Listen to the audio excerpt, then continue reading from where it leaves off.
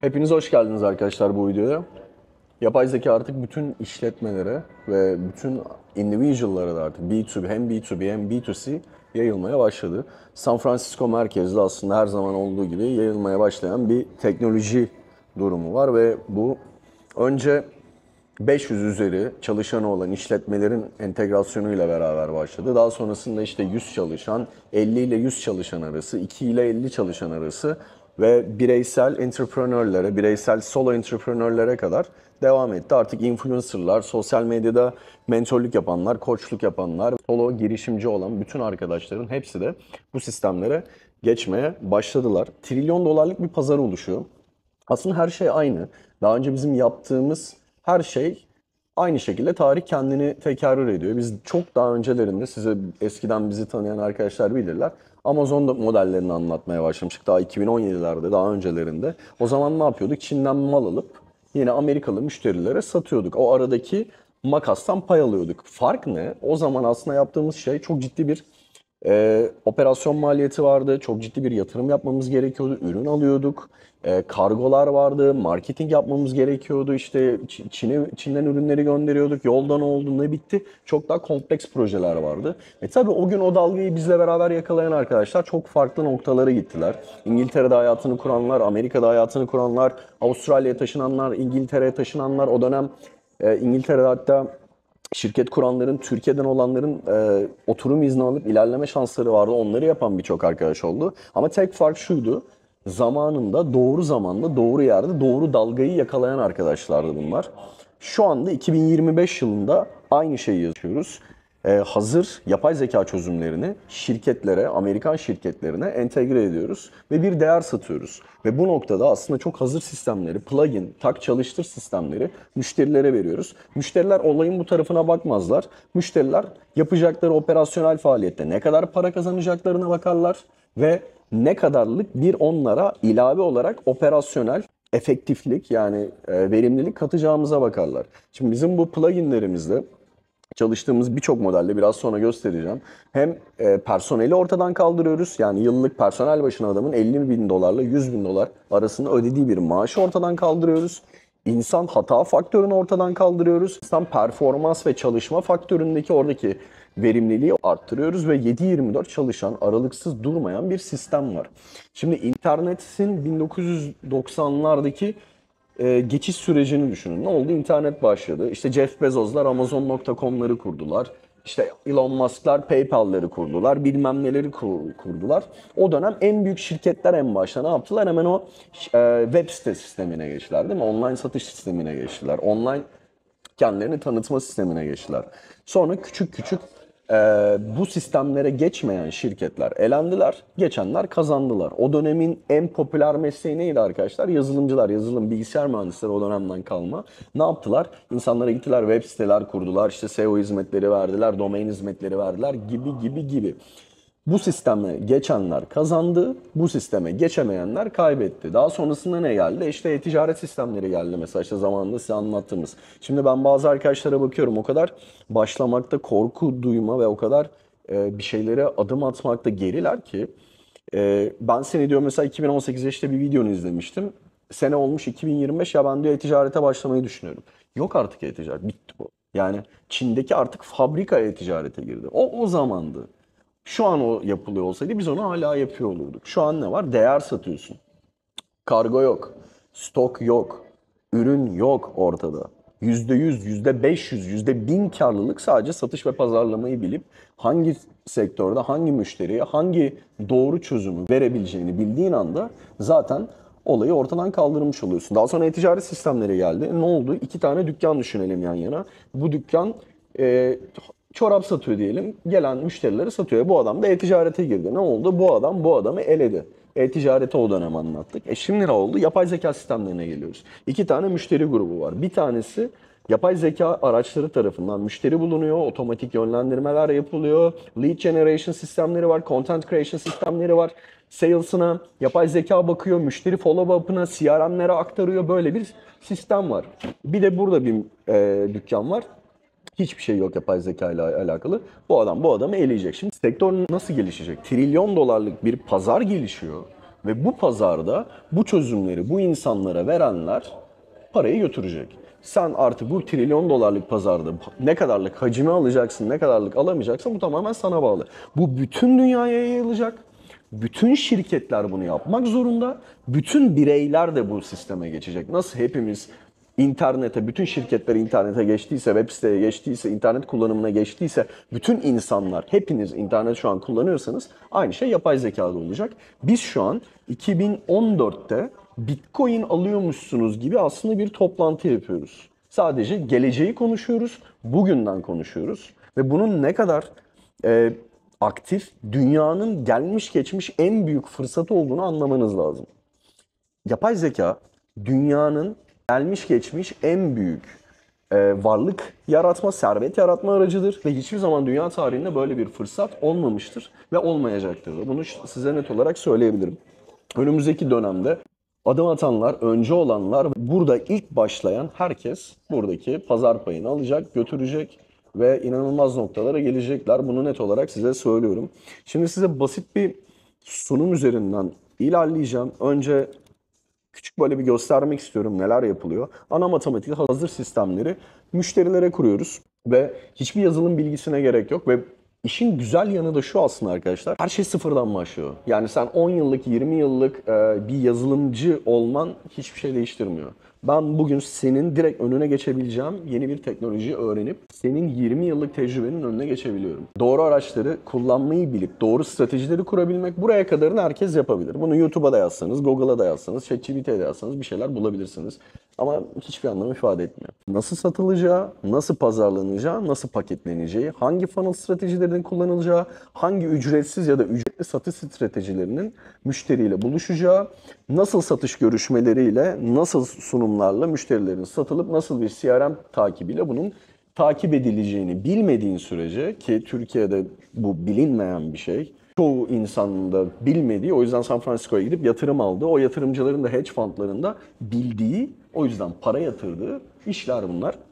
Zaten eğer öyle olmasaydı şu an Hindistan'da veya Pakistan'da veya işte teknolojinin, yazılımın ilerlemiş olduğu ülkelerdeki bütün arkadaşlarımız Elon Musk olurlardı. Ama işler öyle olmuyor. Teknik bilgi hiçbir anlam ifade etmiyor. Satışı ve pazarlamayı ve para kazanmayı bilmediğiniz her yerde siz kaybedeceksiniz. .com. Şimdi bana odaklanmanızı istiyorum. Şöyle bir sunum üzerinden ilerleteceğim burayı. Basit matematikte olayın ne olduğunu burada görmenizi istiyorum. Şimdi biz yaklaşık 1,5 yıldır bu operasyonu yapıyoruz arkadaşlar. Yapay zeka ile ajans modeli, ister bunu kendi işinize entegre edebilirsiniz, ister B2B, B2C satışlarda bulunabilirsiniz. Bizim şu an başlayıp çalıştığımız arkadaşların şu an burada verdiği örnekler bunlar. Şu an ilerlettiğimiz 7 hanelere, 8 hanelere giden arkadaşlarımız var. Çalıştığımız arkadaşlarımız var. Dijital pazarlama şirketi olanlar da var. Direkt bireysel olan arkadaşlar da var.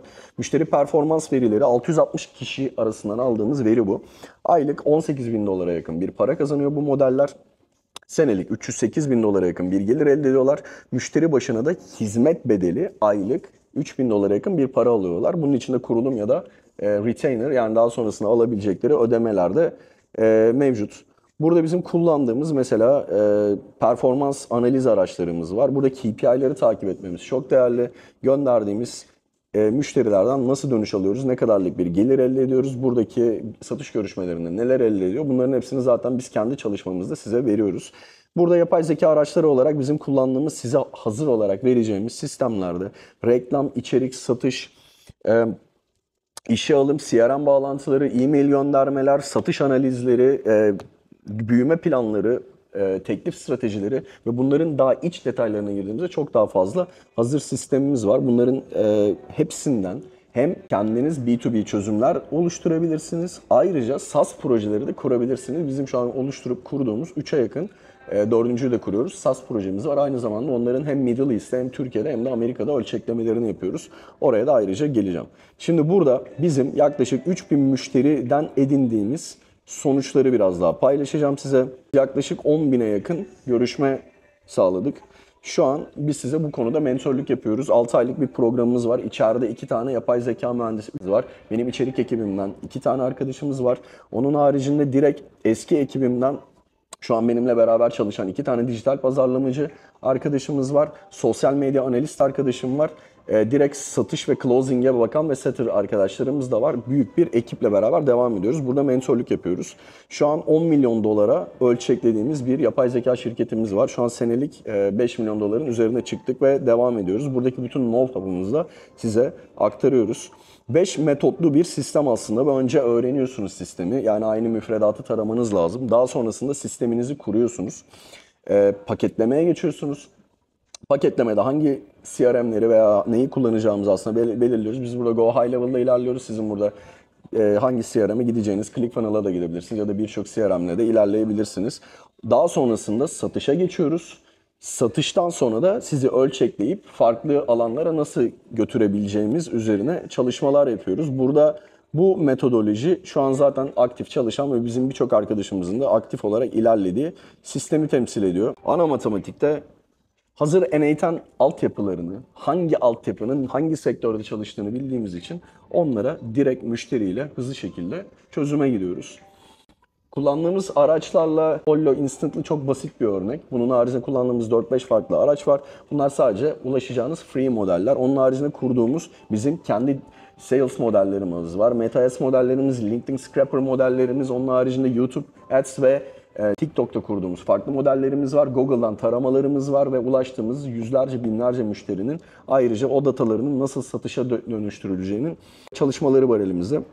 Müşterilerle satış görüşmelerine giriyoruz, demolarımızı gösteriyoruz. Zaten hazır demolarımız var. Ondan sonrasında müşterilere belli bir kurulum ücreti charge ediyoruz ve o kurulum ücretinde o insanlar zaten mutlu oluyorlar. Çünkü otomatik zaten çalışan ve satan sistemler var bunlar. Satışı kanıtlanmış sistemler bunlar. Olmayan, sıfırdan bir şey üretmiyoruz ve zaten bunlar şu an aktif olarak yapılıyor. Müşteriye bunu sattıktan sonra da upsell ve cross sell farklı satışlara gidiyoruz. Şimdi sektörde bizim satıp kazandığımız örneklemelere gideceğim. Bunlar bizim Dubai, Miami ve Türkiye'de aslında ortalama müşterilerimizden aldığımız verileri temsil ediyor. Sipariş, stok, teslimat, otomasyonu ve müşteri takibi dediğimiz en büyük grup e-ticaret grubuna aslında sattığımız 3.000 ile 7.000 dolar arasında şirket büyüklüğüne göre veya bireye göre kurduğumuz sistemler bunlar. Onun haricinde de aylık 500 dolarla 1000 dolar arasında aylık charge ediyoruz. Burada herhangi bir kargonun takibinden tutun, alınan bir müşterinin tekrar aranmasına, mesajlanmasına, siparişinin genel durumuna, satın almasının genel durumuna gibi bütün süreçleri otomatize ettiğimiz sistemler bunlar. Onboarding, abonelik, faturalandırma dediğimiz aslında 2 ile 50 arasında çalışan olan, bütün muhasebe işlemleri olan şirketlerin hepsine satabilirsiniz. Bunların içinde aklınıza gelebilecek bütün şirketleri düşünün. Fatura kesen veya fatura süreci olan ve aynı zamanda Airbnb modüllerine kadar düşünün. Kendi küçük işlerini yapan bütün herkese satabileceğiniz iş modelleri.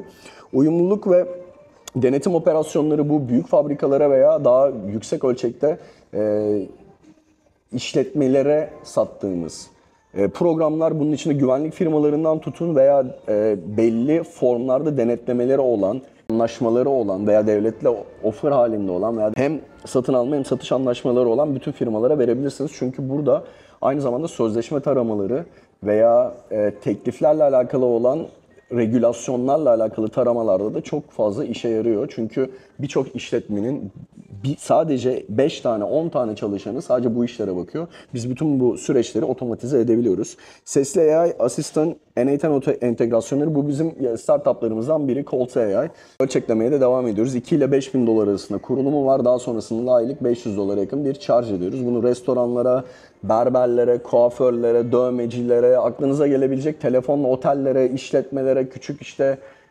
pansiyonlara, nereye geliyorsa aklınıza satabileceğiniz, telefon trafiğinin olduğu veya araba satanlara, oto kiralamacı, sahibindencilere, aklınıza gelebilecek her yere satabileceğiniz şeyler. Çok basit düşünelim. Ben bir gayrimenkulcüyüm. İşimle telefonla insanlara satış yapabilmek. Günde 40 tane telefon aldığımı düşünelim. Ben 40 tane telefonu bir anda yapay zekaya aynı anda cevaplattırıp onlara listingime baktırıp listingimdeki verilere göre satıldı satılmadı görüşme ayarlayıp takvimimdeki yoğunluğa veya doluluğa göre takvimi kontrol ettirip onlara ona göre saat verip yapay zekaya bunların hepsini hallettirip daha sonrasında sadece birebir görüşmelere girebilirim ya da Weaving'lere başka bir insanı gönderebilirim. Bu ne demek? Benim operasyonel olarak artık bir gayrimenkul şirketine dönüşmem demek. Yani 50 kişinin 15-20 kişinin şirket olarak yaptığını bir kişi devralabiliyor demek. Aynı anda bütün telefonlara cevap verebiliyor demek. Bunu biraz daha büyüttüğünüzde doğru prompt engineering ile beraber 50 doktoru olan bir hastaneye de biz bu kurulumu yapabiliyoruz. Böyle müşterilerimiz de var. Onların da farklı farklı CRM sistemlerine entegre olup bu hotspot da olabilir, Go Level da olabilir, Türkiye'deki operasyonlar da olabilir. Hizmet verebiliyoruz. Lead Generation, kampanya automation dediğimiz influencerlara verebilirsiniz, fitness coachlarına verebilirsiniz, dijital pazarlama ajanslarının hepsine verebilirsiniz. Lead Generation ile alakalı Instagram'lar açılabilir, otomatik Instagram'lar paylaşılabilir, birbirlerini repostlayabilir. Farklı sosyal medya kanallarında tek tuşla paylaşımlar yapılabilir gibi aklınıza gelebilecek her şey. Benim daha önce kullandığım bütün viral stratejilerini hatırlıyorsanız bunların hepsi çalışmanın içinde olabilir. Sektör ortalama müşteri başına 2 ile 10 bin dolar arasında kurulum ücreti alıyoruz. Ve bu aslında sizin şu an açık olarak ve insanlar bu parayı ödemeye o kadar hazırlar ki. O kadar hazırlar ve bunların hepsini çok basit şekilde müşterilerinizle görüşüp kurabilirsiniz. Bizim şu an dediğim gibi burada yetişme ihtimalimiz yok. Herkes kendi şehrinde, kendi bölgesindeki sadece sanayi kuruluşlarına ya da normal küçük işletmelere, 2 ile 50 çalışanı olan veya birçok işletmeye satabilir. Bunların hepsi satılacak bu arada. Önemli olan kimin satacağı. Ya biz satacağız ya da bizim anlatacağımız, bizim öğreteceğimiz işte şu an toplanılan, şu ana işte 100 kişiye doğru gidiyoruz. Geliştirdiğimiz ekibin içinde bu insanlar satacaklar ya da orada o bölgede artık kim açılabiliyorsa ama bu satışlar gerçekleşecek. Önümüzdeki 2-3 yıl, 5 yıl içerisinde bunların hepsi bu sistemlere geçmiş olacak. Bakalım kimler bu sisteme kimleri geçirecek ve buradaki o trilyon dolarlık pazardan kimler hacmini alacak? Almanya'da, Avustralya'da, Avusturya'da, Hollanda'da, İngiltere'de, Amerika'da sadece baby boomer'ları hayal ediyorum.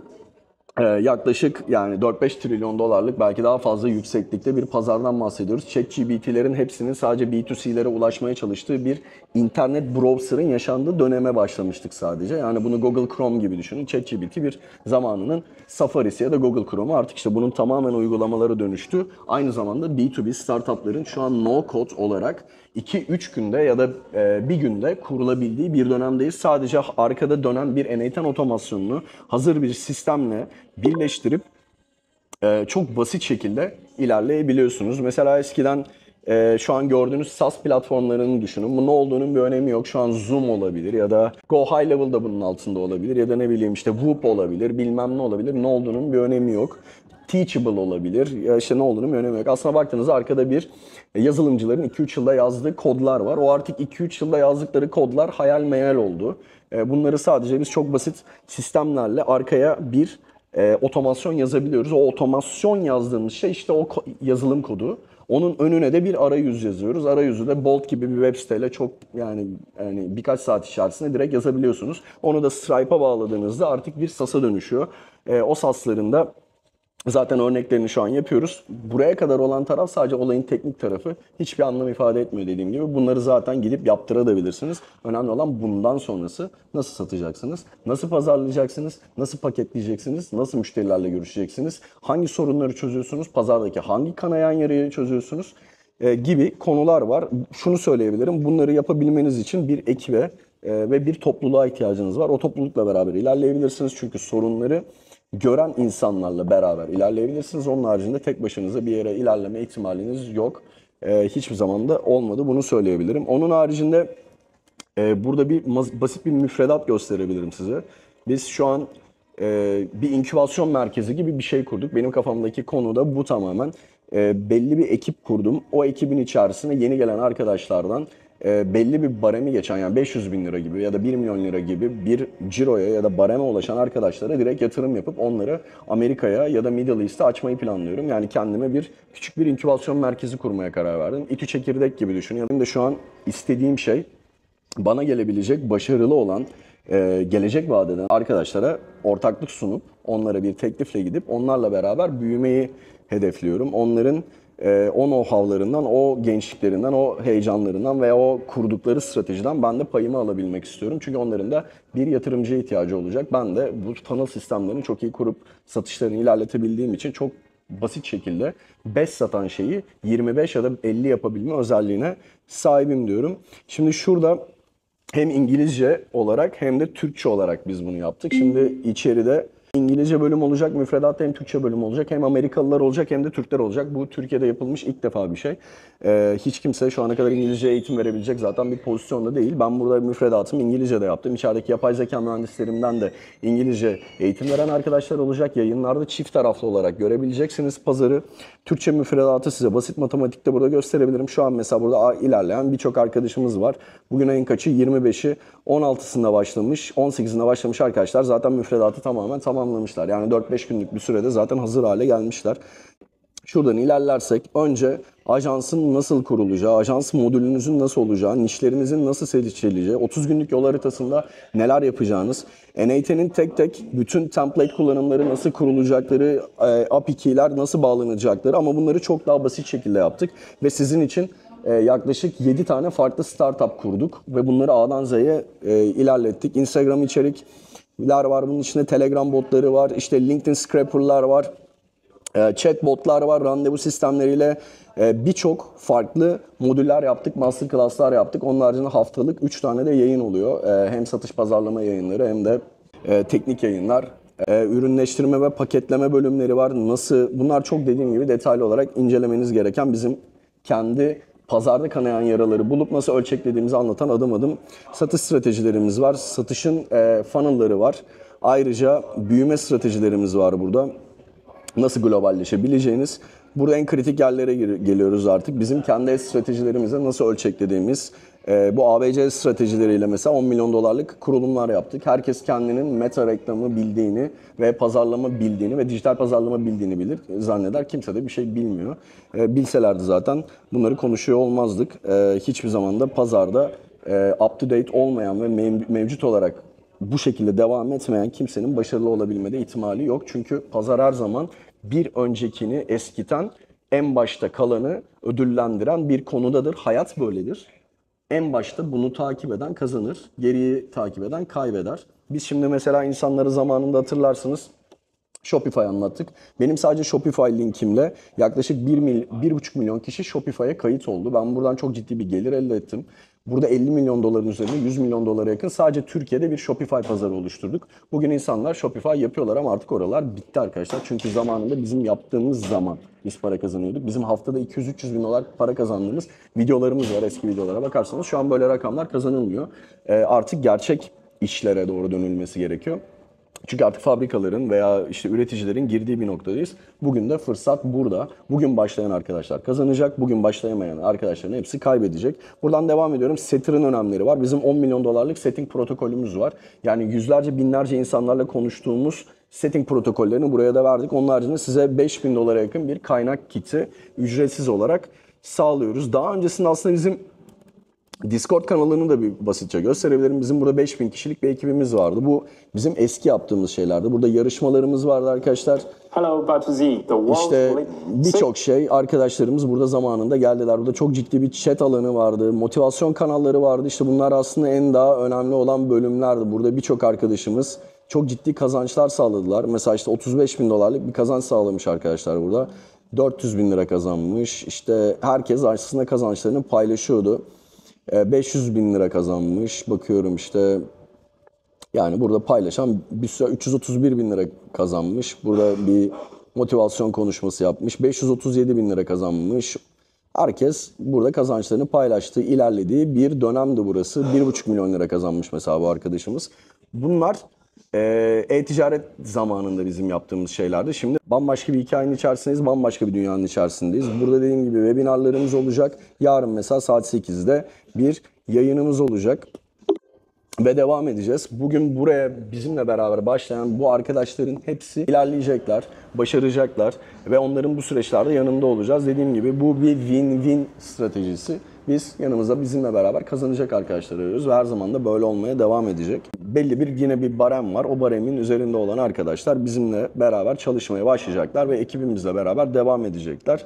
Bizim buradaki hedefimiz yaklaşık işte 250-300 kişilik bir ekip kurmak. Onun haricinde bir alım yapmayacağız. Çünkü o zaten bizim için yeterli olacak.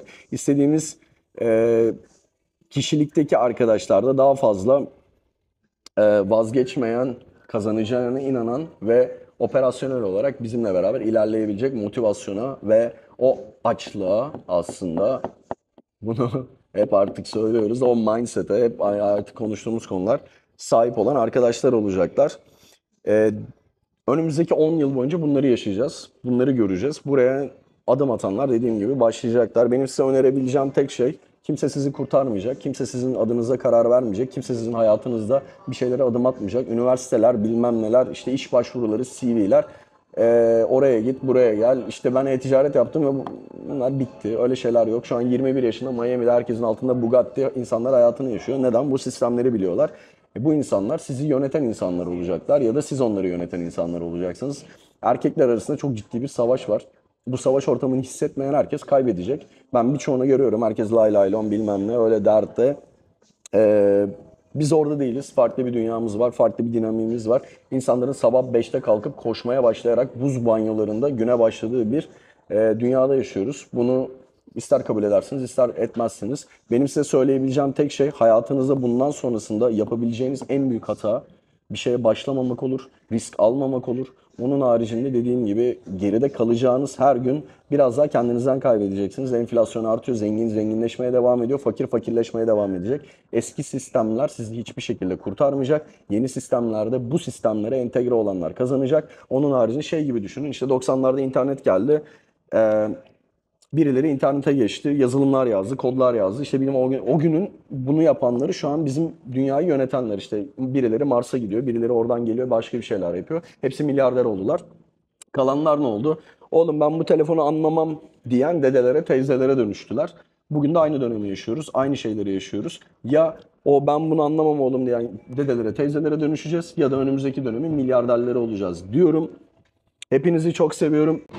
Biraz hızlı konuştum ama doğru yerlere parmak bastığımızı düşünüyorum. Güzel böyle bir gösteririm de size. Şöyle Miami manzarasıyla beraber devam ediyoruz. Günlük olarak biraz daha böyle size bir şeyler çekmeye çalışacağım ama dediğim gibi şu an artık Amerika'daki arkadaşlara da contentler üretiyoruz. Ama size söyleyebileceğim tekrar bir kardeş abi tavsiyesi, sizin dilinizi konuşan sizden biri olarak şunu söyleyebilirim. Size gelecekten şu an konuşuyorum gibi düşünün. Çünkü burada yaşadığımız şey bu. Şu an bu rekabetin halindeyiz. Buradan para kazanıyoruz. Şu an sizin dünyanızda da bunlar yaşanmaya başlıyor. Biz bunları anlattıkça Shopify'da veya Amazon'da olduğu gibi veya birçok şeyde olduğu gibi bunlara insanlar başlayacaklar. En başta katılanlardan olun. Hepinizi çok seviyorum.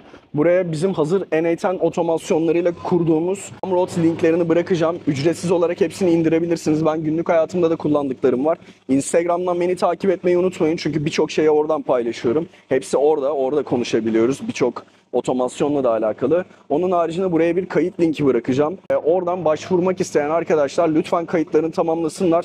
Ben yayınlarını birçoğunda varım bu arada. Strateji görüşmelerinde de varım. Hatta bugün benim eski öğrencilerimden, 2019'daki öğrencilerimden Ataberk Miami'ye gelecek beni ziyarete. Belki onunla da video çekmiş oluruz. O da işte ticaretini ilerletmiş. Şu an birçok noktaya gelmiş bir arkadaş. YouTube'da da daha önce video çekmiştik. Umarım o videolardan birini de sizinle çekiyor oluruz. Hepinizi çok seviyorum. Allah'a emanet olun. Efsane olun bu.